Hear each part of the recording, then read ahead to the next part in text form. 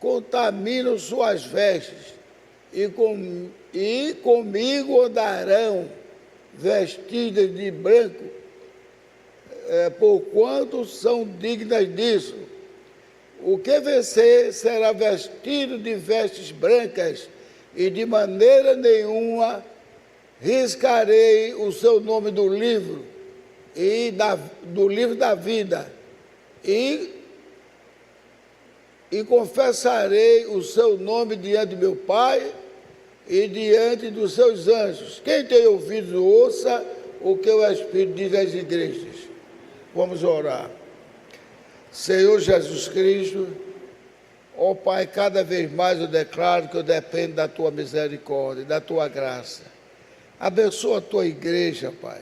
Abençoa o nosso pastor. Abençoa os pregadores. Abençoa o nosso amado irmão aqui no líder de canto com seus músicos, que traz uma alegria tremenda para nós.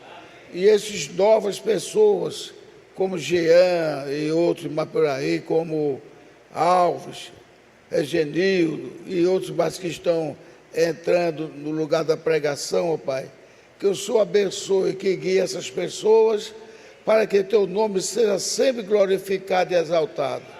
Porque uma expressão maravilhosa do Senhor que eu aprendi, havia homens, ó Pai, que queria atrapalhar a Tua pregação, porque não eram Teus discípulos. E o Senhor disse, não o proibais, porque quem comigo não ajunta, espalha. E eu quero sempre juntar contigo, Pai. Por isso eu entrego em Tuas mãos, porque eu confesso que eu acho coisa especial, o Senhor entrar mesmo e melhorar, para que tudo que for feito seja feito de acordo com os conselhos do Senhor, e não por outra razão que não seja do Teu agrado. Isso nós te pedimos no nome de Jesus Cristo. Amém. Aleluia. Poder sentar, amados irmãos. Bem, eu estou aqui para ler agora Sardes.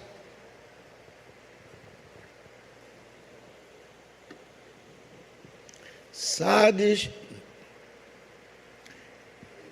é a quinta era, Sardes.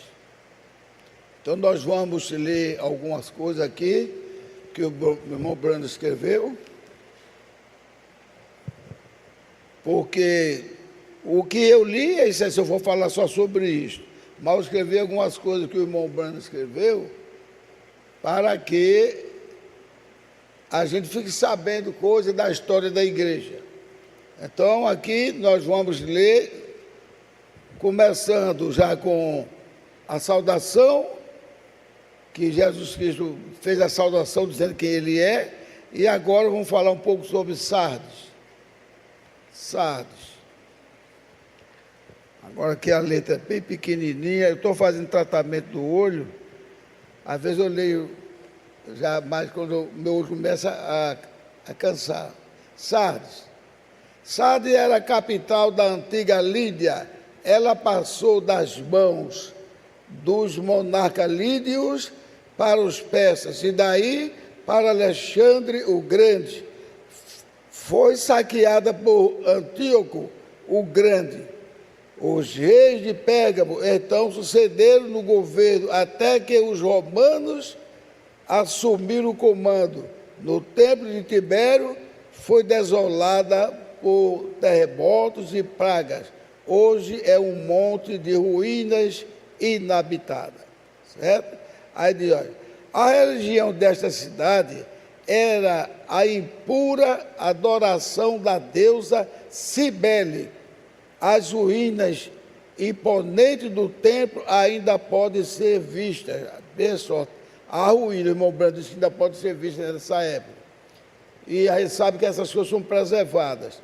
Então, você recordará que a era de Pérgamo, eu mencionei o conceito de Babilônia da mãe e filho, conhecido como Semíramis e Ninos, tornou-se a Cibele e Deóios na Ásia.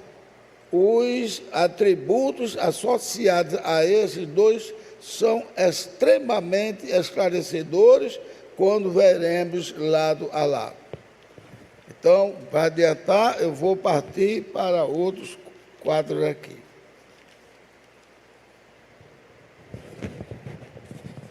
Veja só, aqui tem mais coisa. Cibele de Ninos, que tornou-se Cibele II da Ásia, ou seja, saía de um país, ia para outro, e ia assim espalhando novos nomes de acordo com a pronúncia daquele país, mas a adoração maldita, ao invés de ser de Deus, ser de entidades pagãs, tornou-se cada vez mais ferrenha. Até nos Efésios, fala de Diana dos Efésios, era a mesma Semíramis, Diana dos Efésios, e ela é chamada da Senhora do Mundo. A quem é dado esse título hoje? Todos nós já sabemos, né? É chamado, todos nós já sabemos. Aí então aqui o irmão Branco fala, isso foi na Ásia já, ele era o Deus Sol e ela a deusa Lua. Ele era o Deus do céu, ela era a rainha do céu. Veja só, os títulos que é dado a Maria. Maria era uma serva santa do Senhor e que foi agraciada por ser escolhida para trazer novos firmezas no seu ventre ao glorioso Senhor Jesus Cristo. Amém?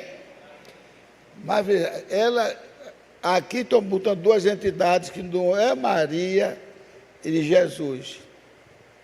Eles botaram o nome agora na nossa região, é de Maria, mas o nome dela era Semíramis, depois passou a Santa Cibele, e foi evoluindo de acordo com cidades, chegou na cidade de Éfeso, é chamada Diana dos Efésios.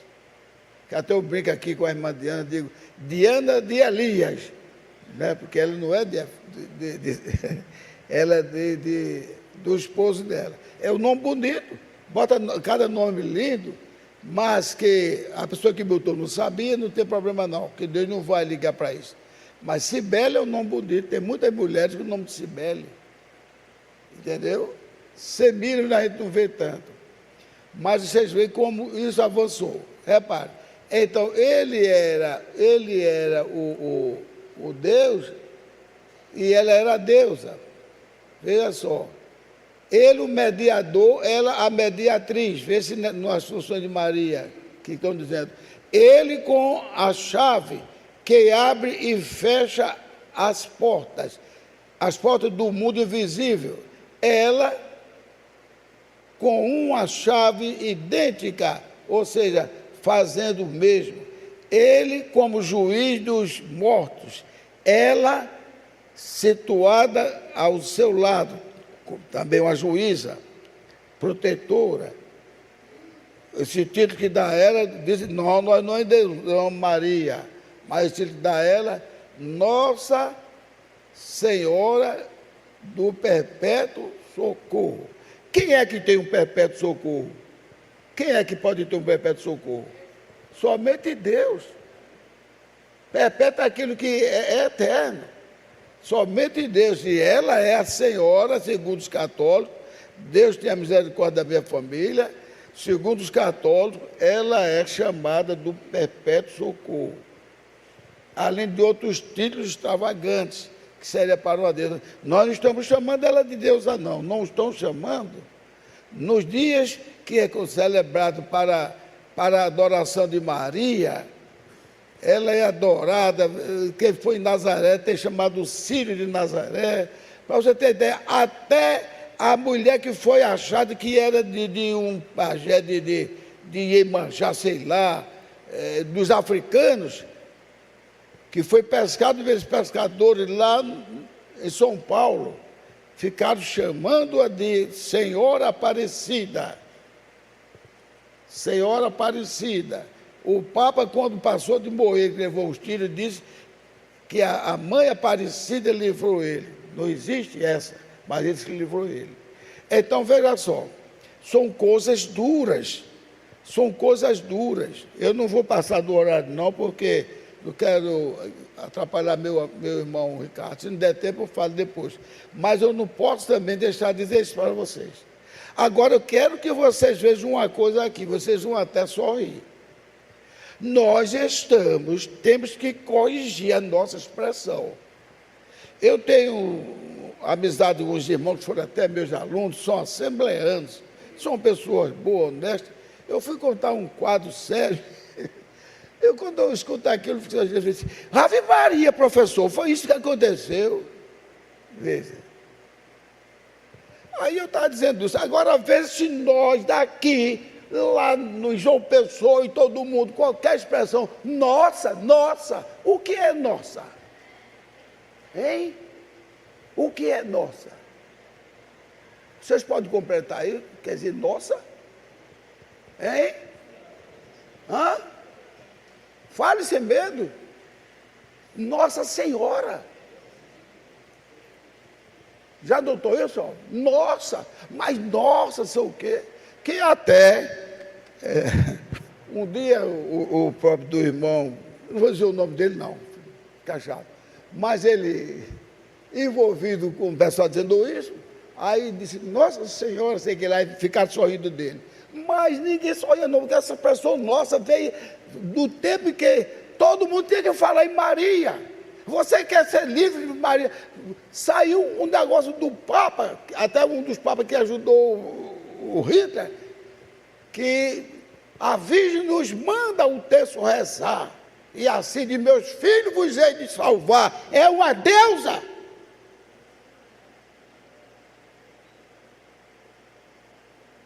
Eu estava vendo o arcanjo Miguel, aí teve uma novena aí do poderoso Senhor São Miguel, negócio do catolicismo. Eu não estou falando do catolicismo, estou falando da ignorância que a gente deve escapar, porque senão Deus pode não aceitar a gente naquele dia lá. Aí começaram a falar assim, uma oração poderosíssima do Senhor São Miguel. Aí sabe, São Miguel foi o anjo que lutou, foi o anjo que Deus incorporou-se nele para vencer Satanás, já que Deus não era visto por ninguém. Aí então, a oração, ó Senhor nosso poderoso São Miguel, nós vos pedimos. Que expressão, nós vos pedimos, está pedindo a quantas pessoas? Então passaram a falar assim, ó Maria Santíssima, nós vos pedimos. Vos é quando há muitas pessoas. O Senhor Jesus orava, Pai, se tu quiseres, sempre tratando por tu, não é nada demais. Mas é vos, Pai nosso, que estais, quem estais é muitos, que estais no céu, santificado seja o vosso nome. Agora veja, eu estava conversando até aqui com os irmãos aqui, inclusive o irmão Ricardo, que eu gosto muito do irmão Ricardo, ele tem uma crença baseada na palavra. Elogiei o filho do irmão Jean. Eu digo, eu sinto as suas palavras, está usando as palavras que eu também guardo no meu coração. Nós estamos deixando outros nomes ser muito ventilados. Agora, eu falo isso, alguém pode não gostar, mas estou falando de acordo com a Bíblia. Davi é citado muito porque ele foi um guerreiro. É como se a gente citasse o governo que nós tivemos aqui, foi fulano de tal, que hoje não está mais no poder. Entendeu? E agora tem um que não está agradando o povo. Mas veja só, ele foi citado que ele ganhou as guerras, tudo, o Espírito do Senhor derramou sobre ele. Mas se você olhar os salmos, que a turma pensa que foi criado por Davi, não foi. Foi o Espírito de Deus que usou Davi. E Jesus, quando disse aos 2 discípulos de Emaús, disse, não vê o que está escrito nos salmos sobre mim? E por que está escrito no salmo sobre Jesus Cristo?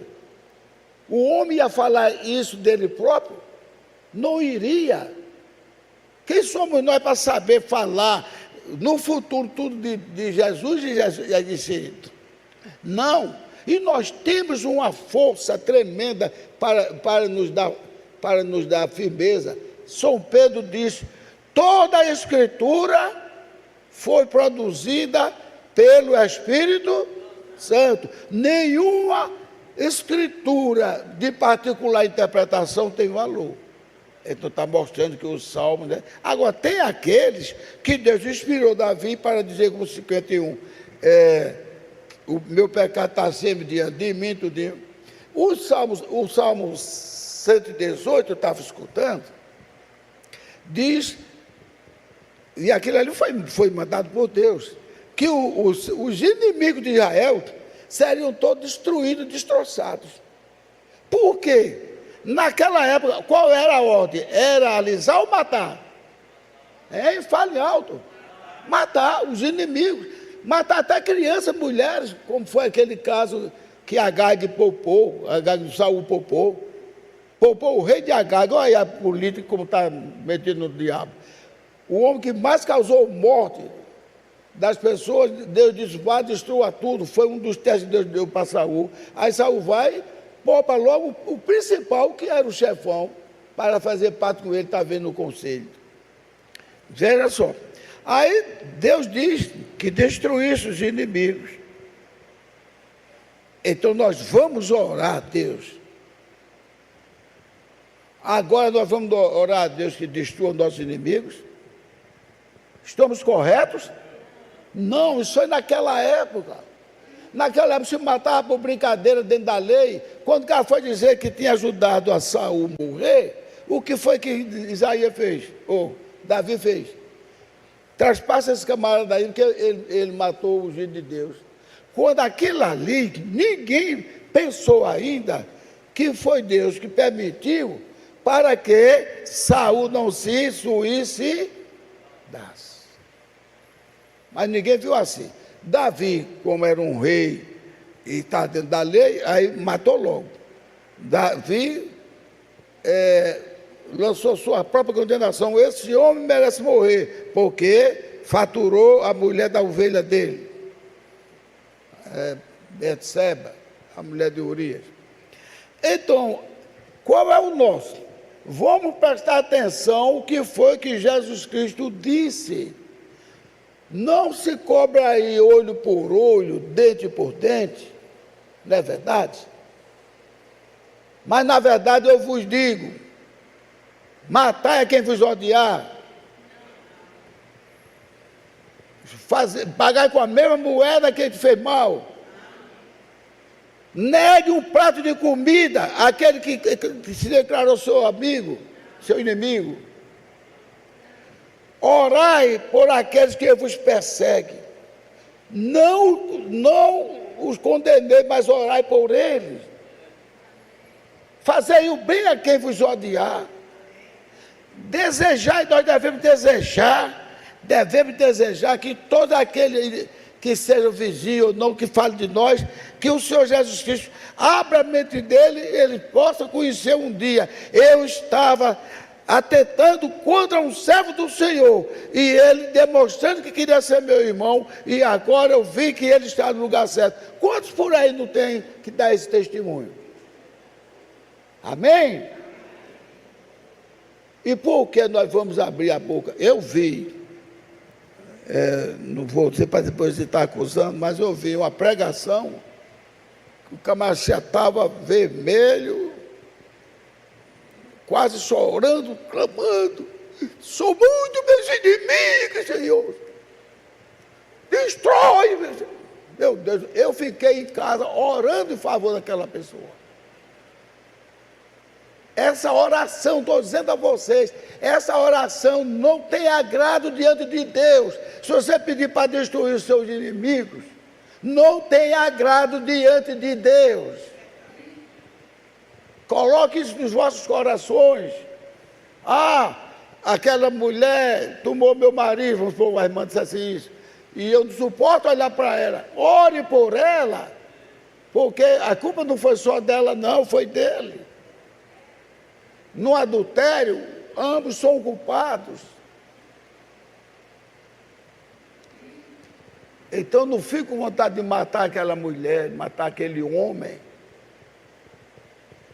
Entendeu? Eu fui uma vez também, esculhambar tudinho, eu fiquei na hora, eu fiquei pensando muitas coisas, mas eu pensava nos conselhos que minha mulher deu e minha filha. Não discuta tudinho. E foi uma coisa boa, porque eu estava com um pacote na mão, eu estou diante de Deus. Eu já estava com o banco, se esse camarada me agredir, eu jogo os pacotes em cima do carro, dou-lhe um chute com o joelho nos seus testículos, ele vai sentir a dor, eu vou bater no lado do rim dele, que ele foi hemodiálise. Eu nunca disse isso para a minha família, mas, graças a Deus, se passou. E depois o irmão dele disse: Gilvan, não ligue não que ele é esquizofrênico, ele já puxou o revólver para todos os irmãos, ele já puxou. Ele esteve doente, eu fui visitar ele.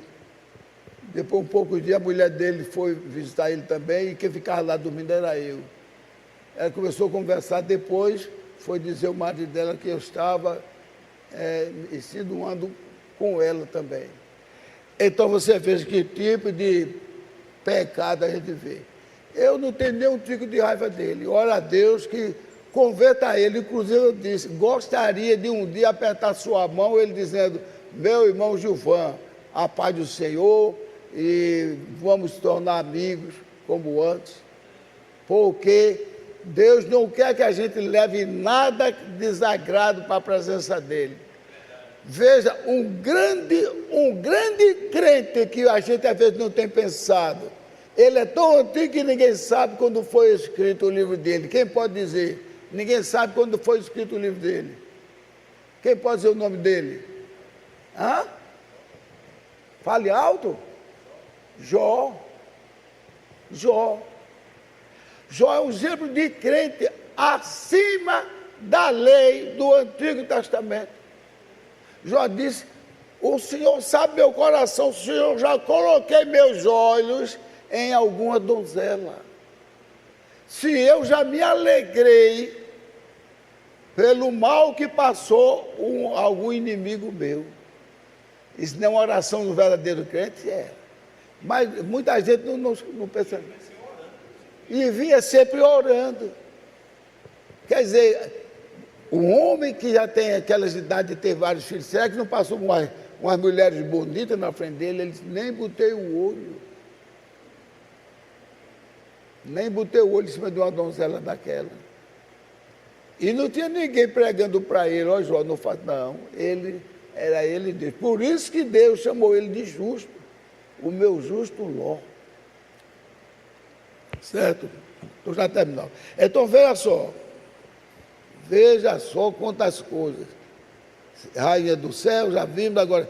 Ele, o mediador, ela é a mediatriz, ele com a chave que abre e fecha as portas do mundo invisível. Veja só. Satanás pode fazer isso. Ela com uma chave idêntica, fazendo o mesmo. Ele como juiz dos mortos, ela situada ao seu lado.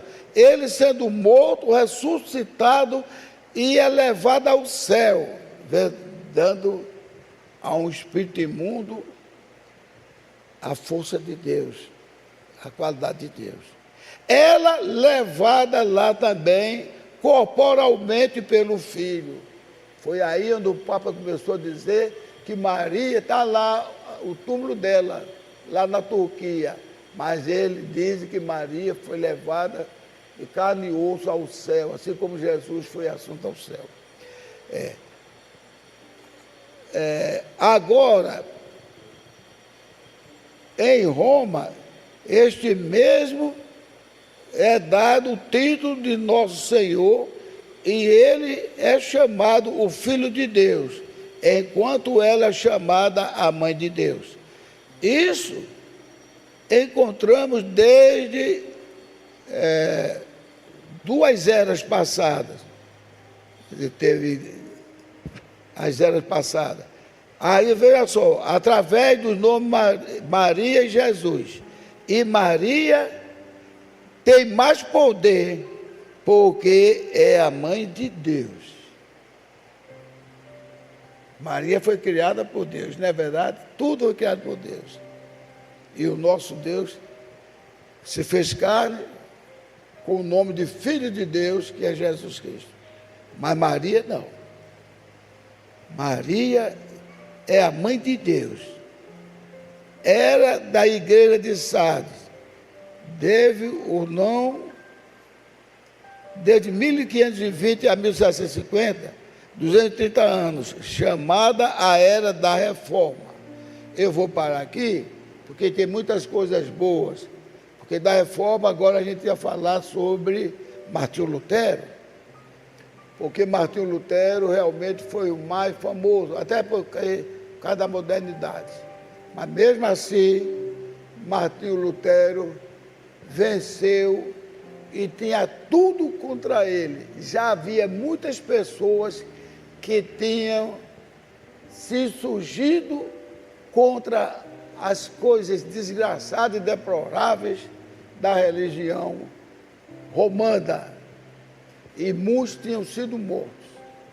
Mas outros não morreram porque, como Galileu Galilei, só porque foi dizer que a terra era redonda, os astros também, ele foi chamado a se retratar, dizer que mentiu, que estava enganado, porque senão ele morreria. Mas quando foi o quadro de Martinho Lutero, ele disse: olha o dedinho quando vou me retratar. Já passei por muito sofrimento, de outras palavras, e aprendi do meu Deus que é aquilo que está escrito, é a palavra dele. Certo? E assim, no próximo, se Deus permitir, nós vamos falar um pouco de outras coisas, da demonstração que Deus dá tudo, também de Martinho Lutero. Então, igreja, isso que nós já falamos, já foi importante para vocês? Então, não aceite essas coisas. Não aceite ódio. Não aceite pregação de ódio. Não aceite. Ore a Deus por quem estiver mencionando coisas que não é da vontade de Deus. Ore a Deus.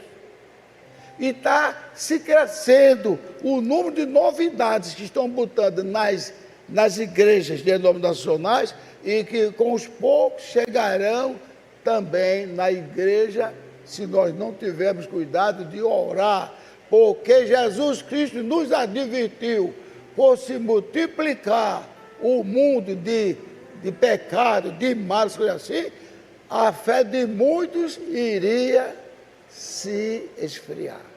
Mas que Deus abençoe a igreja do Deus vivo, que Deus abençoe a todos nós, que possamos orar, primeiro pelo nosso pastor, porque a cabeça sempre é mais alvejada pelo inimigo, e por todos os nossos irmãos, especialmente os pregadores, e que, ao invés de se tomar uma decisão meio esdrúxula e meio dura, sem consultar a Deus, é bom se consultar a Deus.